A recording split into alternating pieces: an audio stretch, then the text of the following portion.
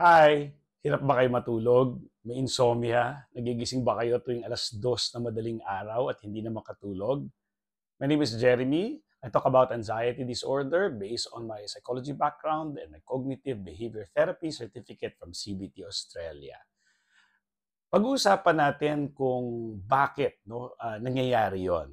Okay? Ang insomnia actually is having anxiety. No? Yung gusto mong matulog pero hindi ka makatulog at meron kang anxiety on that. At yung anxiety na yon, yun ang hindi nagpapatulog sa inyo. So maraming kadahilanan kung ba't may anxiety. Again, ang anxiety ay nanggagaling sa, kung mental lang ito ay nanggagaling sa walang kaalaman, kulang sa kaalaman, maling kaalaman, at hindi nag-iisip. Okay? So hinahayaan lang natin yung katawan natin mangyari, no? Yung mga nangyayari sa kanya na hindi tayo nag-iisip. Okay? Dahil na rin sa kakulangan sa kaalaman at walang kaalaman or mali ang kaalaman. Okay? So yun ang pinakamasakit, yung mali ang kaalaman at naniniwala tayo doon at isinasabuhay natin yun, no? So tayo'y natatakot. Okay? So importante po na mawala ang anxiety na yon. So, para mawala ang anxiety na yon, kailangan mawala yung pinanggagalingan ng mga takot. Halimbawa, pag kulang ka na sa tulog, yung utak mo ay baka extreme na, nagka-catastrophize ka, no?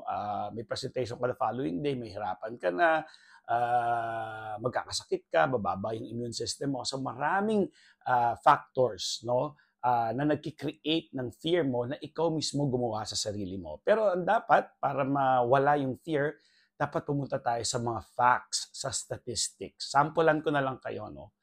Yung aking pamangkin na doktor, no? Resident siya. Doon na yun sa ospital nakatira halos. So, probinsya kasi.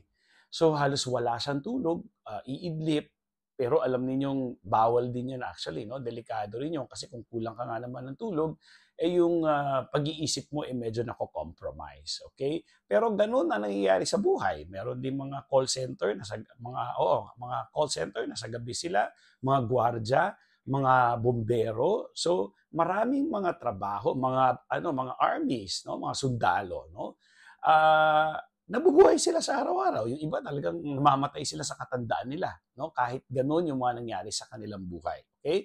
Kaso, I just wanna do this under 3 minutes. Mag-usap tayo, message me sa Anxiety Disorder Philippines Facebook at follow me sa TikTok and YouTube with my name, Jeremy Hamili. Okay? So, with that, maraming salamat. See you. Usap tayo. Dapat diagnose din ng doktor. Okay?